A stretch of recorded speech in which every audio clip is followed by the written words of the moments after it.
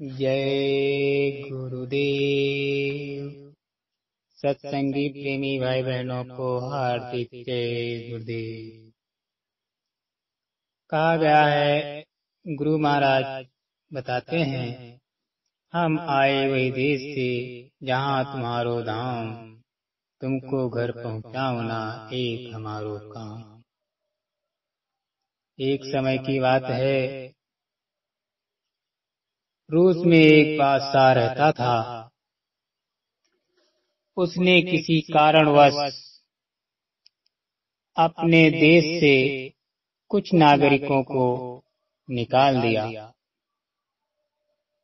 वे नागरिक देश से निकलकर दूसरे देश में मजदूरी करने लगे। कुछ साल बीते तो बादशाह के दिमाग में एक बात आई कि क्यों ना जिन नागरिकों को हमने निकाला है उनका पता लगाया जाए, आखिर वे कहाँ हैं। तो बादशाह ने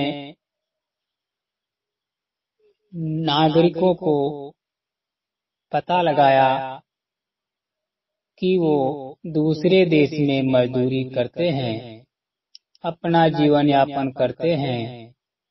तो उसे बहुत दुख हुआ। उसने सोचा कि मैं खुद जाकर उन लोगों को वापस लाऊंगा। बादशाह ने मजदूर जैसा भेष बनाया और उसी देश में पहुंच गया जहां पर निकाले हुए नागरिक काम करते थे। तो बादशाह मजदूरों की ही तरह काम करने लगा। उन्हीं की तरह रहना, खाना पीना सब होता गया। कुछ महीने बीते तो उसने कहा कि आप लोग अपने वतन क्यों नहीं जाते। तो उन्होंने कहा कि वतन कैसे जाएं, हमारा जो बादशाह है उसने हम लोगों को देश निकाला कर दिया है, इसलिए हमको यहीं पर रहना है और यहीं पर हमारी अपनी जिंदगी गुजार देना है। तो बादशाह कहने लगा कि अरे चलो, तुमको हम वहां माफी करा देंगे और बादशाह हमारा दोस्त है। लेकिन वे लोग कोई मानने पर तैयार नहीं हुए। धीरे धीरे समय बीतता गया। कुछ दिन और बीते तो बादशाह जब भी वक्त मिलता तो अपनी बात पेश करता कि चलो अपने वतन, और वहाँ का जो बादशाह है हमारा दोस्त है, हमारे साथ चलो, हम तुम्हें माफी करा देंगे और वहीं पर रहना। पहले तो रूसियों को विश्वास न आया कि साधारण मजदूर बादशाह का दोस्त कैसे हो सकता, पर उसकी चाल ढाल, रहन सहन और बोलने का अंदाज कुछ इस किस्म का था कि मजदूर उस पर अविश्वास भी न कर सकते थे। बादशाह रोज कहता कि तुम चलो, हम माफी जरूर ही दिलवा देंगे। एक दिन मजदूरों ने आपस में विचार किया कि इस व्यक्ति की बातों से ऐसा लगता है कि बादशाह जरूर इसका दोस्त होगा, क्योंकि ये गलत बात कोई नहीं करता है। क्यों न हम लोग इसके साथ चलें और अपने वतन में फिर रहने लगेंगे। अगर माफी मिल गई तो ठीक बात, नहीं तो यहाँ आकर के अपना जीवन गुजारा करेंगे। ये तय करके वे बादशाह के पास गए और कहा, मेरे दोस्त चलो, हमें हमारा वतन दिखा दो। अगर बादशाह ने माफी दे दी तो हम वहीं रह जाएंगे। इन लोगों की बात सुनकर बादशाह खुश हुआ। बादशाह इनको सबको लेकर के चला। जब रूस की सीमा पर पहुंचा तो सीमा जो प्रहरी होते हैं उन्होंने बादशाह को पहचाना और सलामी दी।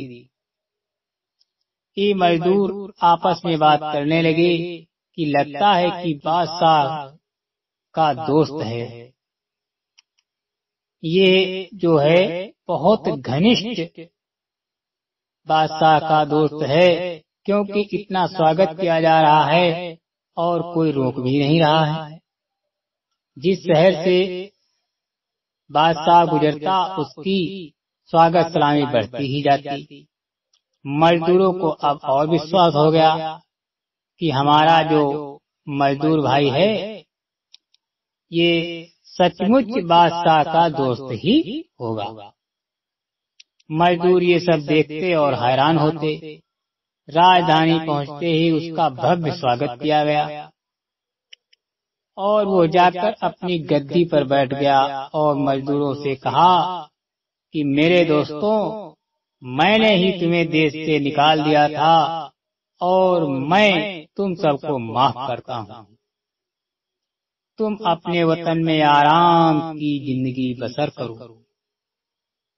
इस कहानी को स्वामी जी ने सुनाते हुए कहा कि संत भी हम लोगों की तरह इस दुनिया में आते हैं, हमारी ही तरह रहते हैं, लेकिन उनके बोलने चालने का अंदाज, रहन सहन का अंदाज हम लोगों से थोड़ा अलग हो जाता है। जो उन पर विश्वास कर लेते हैं उन्हें अपने साथ ले जाकर अपने वतन सतदेश में पहुंचा देते हैं। उनकी असली पहचान वहीं पर होती है कि वे कौन हैं। जिस प्रकार से बादशाह मजदूर बनकर मजदूरों के बीच मजदूरी करके दोस्त बनकर के वो अपने वतन ले आया, उसी प्रकार से संत सतगुरु मनुष्य रूप में आते हैं और उसी की चाल ढाल भाषा वेशभूषा हम जैसी रखते हैं और हम लोगों को वहाँ ले जाकर के तब मालूम होता है कि यही अनामी महाप्रभु। तो प्रेमी भाई बहनों, गुरु कोई हाड़ मांस का पुतला नहीं है, ये अनामी प्रभु हैं। यही हमारे सृजनहार हैं।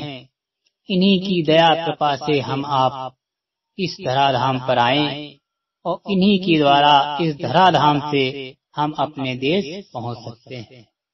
जय गुरुदेव।